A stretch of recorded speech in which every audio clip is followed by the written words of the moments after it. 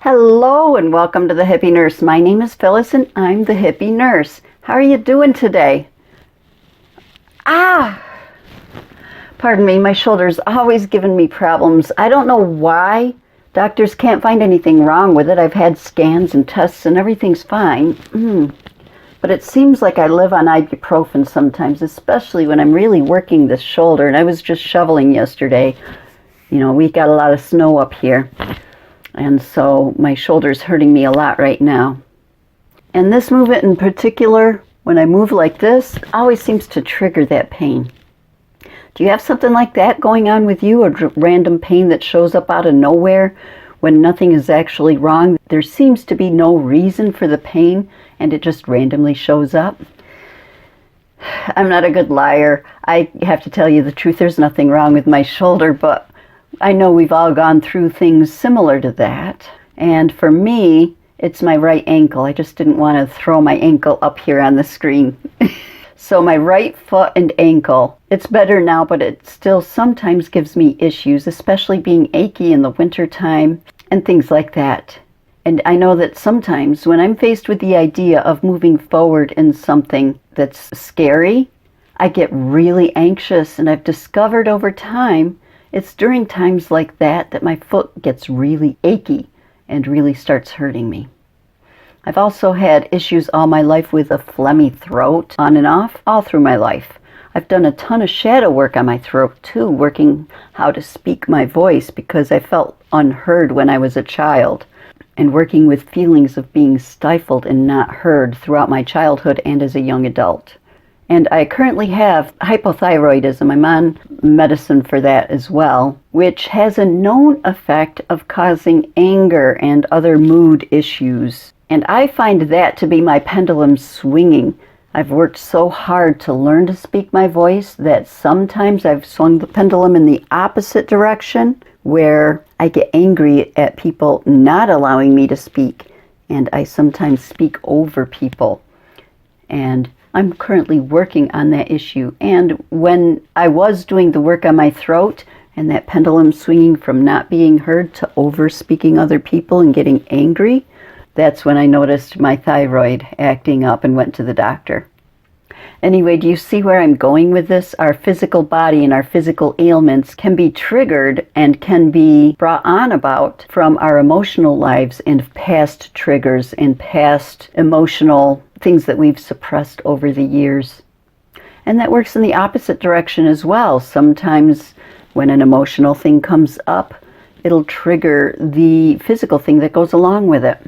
So when we go through an event that our body perceives as traumatic, that event can be stored in our muscles. As an example, if your caregiver yanks you back from a busy road and your arm gets twisted or hurt when you're too young to understand what's happening, you may find as an adult you might have chronic shoulder pain that can't be diagnosed, that doesn't show up on scans.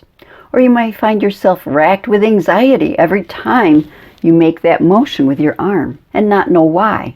So in today's video, I'm going to show you how you can drop into your body during these times of stress to figure out where your body is storing that trauma.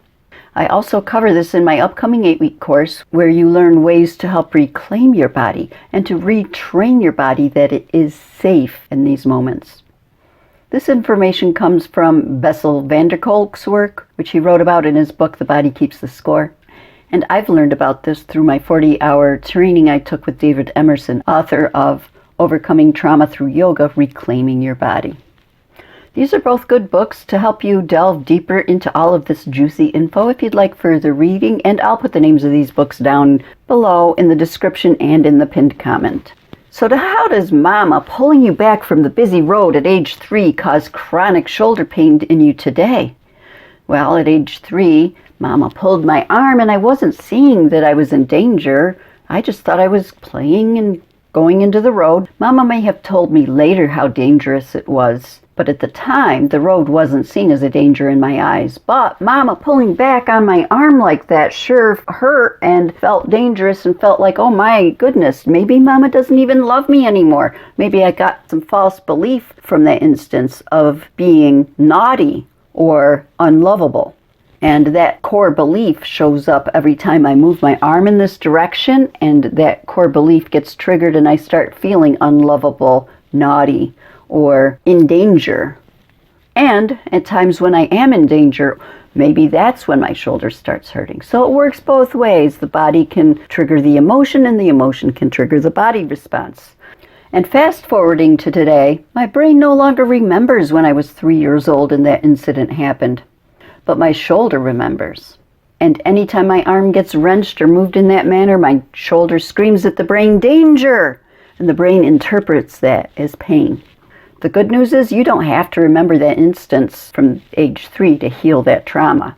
Going back to my previous video, which I'll link up here for you, Feeling Your Feelings, where we notice what our body is feeling when we have emotions. We train ourselves to be aware of the body reactions to our emotions and learn over time to recognize, as an example, hey, every time someone freaks out at me because they think I'm doing something dangerous, my shoulder is hurting. Or in my case, every time I'm about to start on some new adventure that's scary for me, my right foot hurts and my ankle screams in pain. This happened every time that I was about to quit a job. Every time I was going to start a new job. It happened when I was considering my divorce. It happened when I was starting out on my yoga teacher training, and I was contemplating quitting my job to go into yoga teaching full time at that point. And my foot kept me from that for quite a while. Buying my first house, my foot was super achy the whole summer where my house was pending, and I was jumping through all these hoops with all of the inspections, and some things were going wrong and they corrected themselves, and I wound up in a beautiful house that I really love 5 years ago.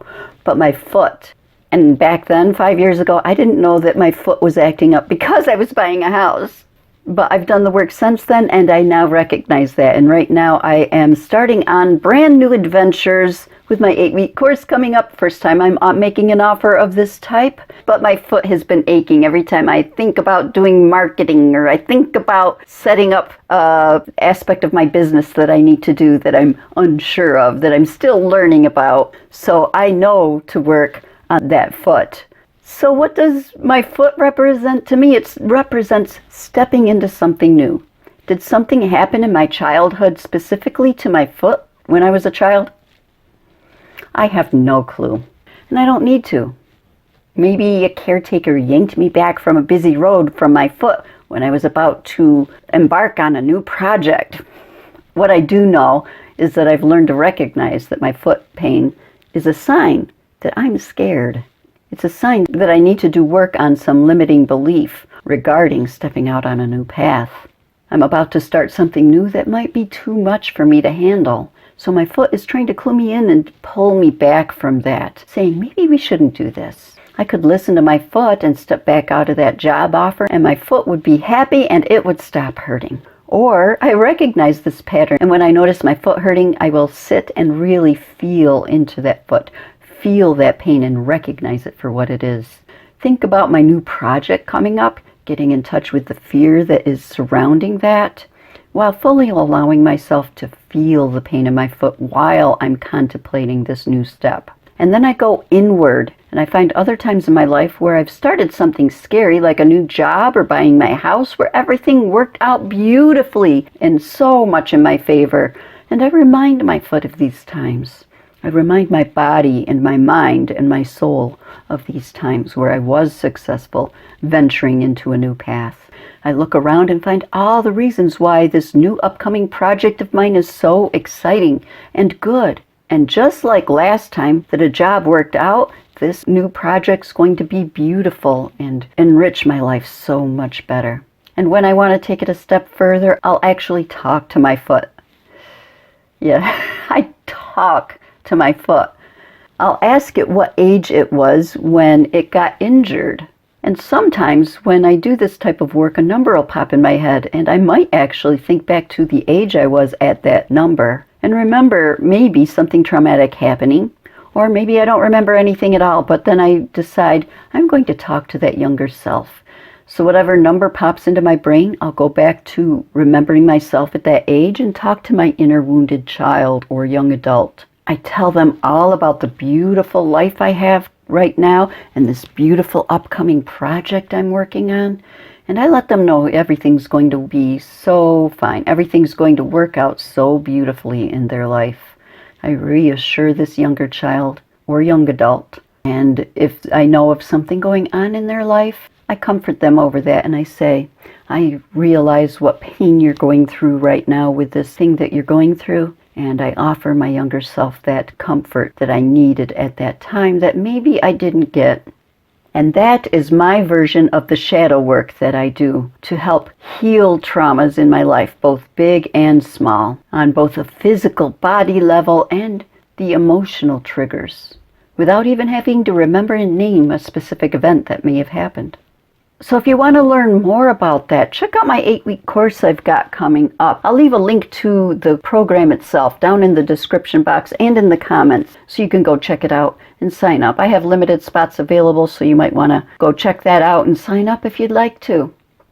And so I hope you've enjoyed this video. I hope it's been helpful to you. If it has, you might consider sharing it with a friend and go check out some of my other videos.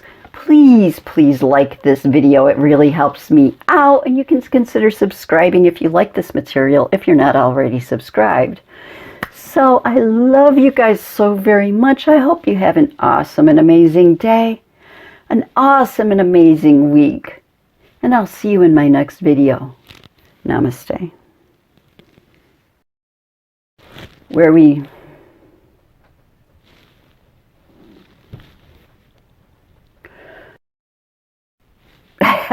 blah, blah, blah, blah, blah.